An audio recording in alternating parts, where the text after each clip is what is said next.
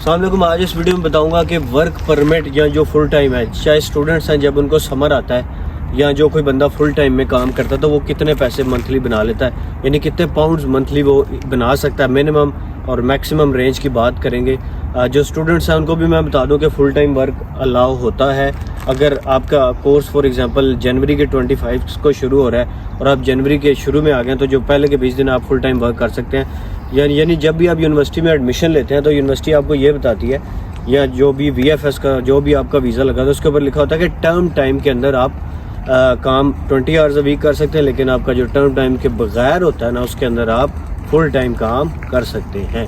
अब term time के बगैर का मतलब ये है कि जब आपको जब भी छुट्टियाँ आएंगी तो आप फुल टाइम काम कर सकते हैं। ज़्यादातर ये होता है कि स्टूडेंट्स करते रहते हैं, इतना कोई इशू नहीं होता, लेकिन बाज़ औक़ात आपका जो एम्प्लॉयर है वो आपको कहता है कि भाई मुझे लेटर यूनिवर्सिटी से ला के दें। वो लेटर आपने प्रोवाइड करना होता है, उस पर बताना होता है कि यार ये मैंने जो है ना, मुझे फुल टाइम वर्क अलाउ है, मुझे अभी छुट्टियाँ हैं। जैसे समर ब्रेक आता है, क्रिसमस ब्रेक है, इसी तरह स्प्रिंग में भी एक ब्रेक आता है। तो इस तरह की काफ़ी सारी छुट्टियाँ होती हैं जब स्टूडेंट्स फुल टाइम वर्क कर सकते हैं। अच्छा, दूसरी बात यह है कि जो वर्क परमिट पे आए हुए हैं, ज़ाहिर है डेफिनेटली वो तो फुल टाइम वर्क कर ही सकते हैं। यहाँ जो स्टूडेंट हैं PSW पे चले गए हैं, यानी स्टडी कंप्लीट होगी, उसके बाद 2 साल का उनको वर्क वीज़ा मिला, तो उस पर भी फुल टाइम वर्क कर सकते हैं। तो अब इस वीडियो में बात ये करते हैं कि फुल टाइम में एक बंदा जो काम कर रहा है वो कितनी अर्निंग कर सकता है, अपनी जो टैक्स वगैरह दे के उसके ऊपर वो कितनी अर्निंग कर सकता है। अच्छा, मैं आपको बताऊं, कुछ लोग आपको ना फ्रॉड लगाते हैं, कहते हैं यार आप टैक्स ना दो तो हमारे साथ आप कैश में काम कर लो, हम आपको पैसे कम थोड़े से ज़्यादा दे देंगे।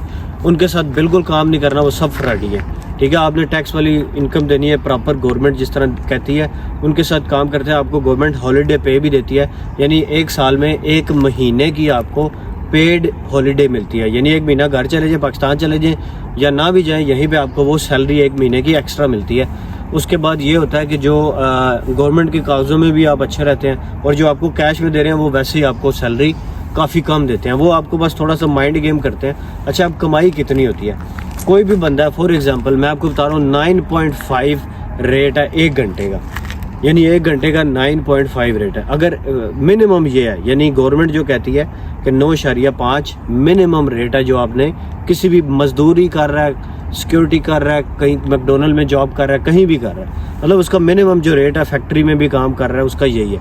लेकिन इससे रेट थोड़ा ज़्यादा होता है, डिपेंड करता है। अगर आप वेयर हाउस या फैक्ट्री में काम कर रहे हैं तो आपको हो सकता है 10.5 दें, 11 भी दें, जैसे अमेजोन में 15 भी देते हैं, ठीक है, 21 भी देते हैं। डिपेंड करता है आपके क्या ओवर टाइम चल रहा है, क्या चल रहा है। मैं एग्जांपल देता हूँ कि एक बंदा दिन में करता है जी 12 घंटे काम, 5 डेज अ वीक, यानी 5 दिन काम करेगा लेकिन हर रोज़ 12 घंटे करेगा, 2 छुट्टियाँ करेगा हफ्ते में, यानी 2 छुट्टियाँ तो बनती है ना। तो इस तरह बनते हैं उसके 60 घंटे एक हफ्ते के।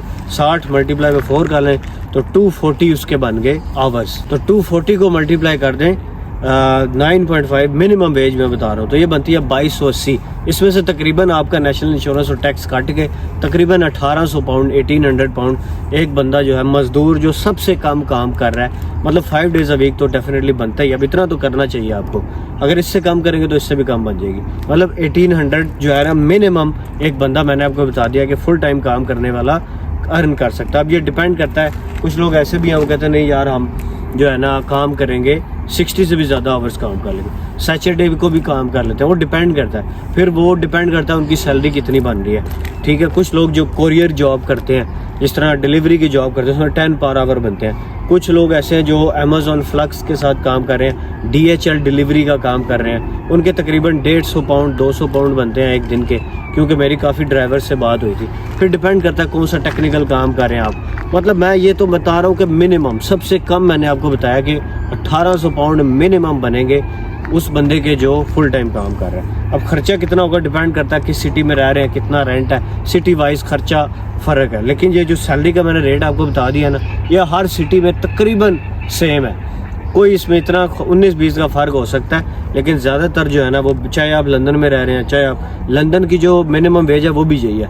लंदन की लिविंग वेज जो है वो 12 है। लिविंग वेज कुछ और होती है, वो ज़रूरी नहीं होती कि बंदा आपको लिविंग वेज दे, लेकिन मिनिमम वेज देना ज़रूरी है। ये तो मैंने बता दिया कि जी मिनिमम इतनी बन गई, लेकिन अगर कोई बंदा 6 डेज़ अ वीक कर रहा है, 7 डेज़ अ वीक कर रहा है, तो वो इससे ज़्यादा कमा सकता है। अब मैं आपको बताता हूँ वीक में कितना आवर्स आपको लीगली अलाउ होते हैं काम करने, जो फुल टाइम बंदा है, चाहे स्टूडेंट है चाहे वो किसी और, मतलब जो फुल टाइम है उसकी मैं बात कर रहा हूँ। तो जब फुल टाइम आपको अलाउ है तो डिपेंड करता है आप कौन सी जॉब कर रहे हैं। अगर आप 9 to 5 वाली जॉब कर रहे हैं या किसी ऐसी इंडस्ट्री में जॉब कर रहे हैं जो 24 घंटे नहीं चलती, तो आप 48 आवर्स से ज़्यादा वहाँ पे काम नहीं कर सकते। ये चीज़ आपने माइंड में रखनी है। लीगली ये अलाउ नहीं है, रूल नहीं है, 48 आवर्स मैक्सिमम है। लेकिन अगर आप किसी ऐसी इंडस्ट्री में काम कर रहे हैं जो 24 घंटे चलती है, फैक्ट्री है 24 घंटे चलती है, अमेजोन है 24 घंटे चलता है, सिक्योरिटी 24 घंटे है, मतलब इस तरह की और भी बहुत सारी हैं। अगर आपकी इंडस्ट्री वो वाली है जो 24 घंटे चल रही है, जिसमें आपने 24 घंटे उनको बंदे रिक्वायर्ड है, तो फिर आप इससे ज़्यादा काम भी कर सकते हैं। इसके बाद मैक्सिमम की कोई लिमिट नहीं है, ठीक है। ये जो लोग कहते हैं 48 आवर्स से ज़्यादा नहीं कर सकते, आप कर सकते हैं। और इसी तरह अमेजोन की मैं आपको एग्जांपल देता हूँ। अमेजोन में जो फैक्ट्री या वेयर हाउसेस के अंदर जो वर्कर काम कर रहे होते हैं, वो क्या करते हैं कि वो 40 आवर्स तक उनका सैलरी का रेट और होता है, और 40 से लेके 50 तक जो उनका होता है ना, उसको कहते हैं ओवर टाइम। ओवर टाइम की सैलरी का रेट और होता है। इसी तरह 50 से 60 आवर्स अगर वो जाते हैं, उसको भी ओवर टाइम बोलते हैं, उसका रेट और होता है। मतलब 21 पर आवर तक भी आपको देते हैं, ठीक है। अब जो टैक्स कितना कट जाता है, ये डिपेंड करता है आपकी सैलरी कितनी बन रही है। ये तो थी मिनिमम मजदूर की। लेकिन अगर कोई बंदा वर्क परमिट पे है, फॉर एग्जांपल किसी ऐसे वर्क पे है, अकाउंटेंट है, डॉक्टर है, नर्स है, या कोई और, मतलब उसकी डेफिनेटली उसकी सैलरी ज़्यादा होगी। सैलरी ज़्यादा होने से थोड़ा टैक्स भी ज़्यादा कट जाता है, बट स्टिल उसकी सैलरी ज़्यादा होगी। तो 1800 पाउंड अगर एक बंदा यहाँ पे कमा रहा है, ये ह्यूज अमाउंट होती है यहाँ पे भी अगर आपने स्पेंड करना है। लेकिन मसला सबसे बड़ा आ जाता है किराए का। अगर आपकी फैमिली बड़ी और आप एक बंदा अर्न कर रहा है बीच में से, तो फिर वहाँ पे थोड़ा मसला हो जाता है कि अगर आपके 2 बच्चे भी हैं, फैमिली भी है, आपने रेंट भी देना है, बच्चों के भी अखराजात हैं ज़ाहिर है, तो फिर उसके अंदर से आपके जो एक्सपेंसेस हैं वो ज़्यादा हो जाते हैं, क्योंकि आपने घर भी बड़ा ले लिया हुआ है, तो उनको बचत बहुत कम होती है। सो स्टूडेंट समटाइम ज़्यादा बचत कर लेते हैं, या वर्क परमिट पे ऐसे बंदे जिनकी सैलरी बहुत ज़्यादा है, या दोनों हस्बैंड वाइफ दोनों अर्निंग कर सकते हैं, तो उनकी इनकम ज़्यादा होती है और सेविंग भी उनकी फिर इसी तरह ज़्यादा होती है। तो मिलते हैं अगली वीडियो में। खुदा हाफिज़।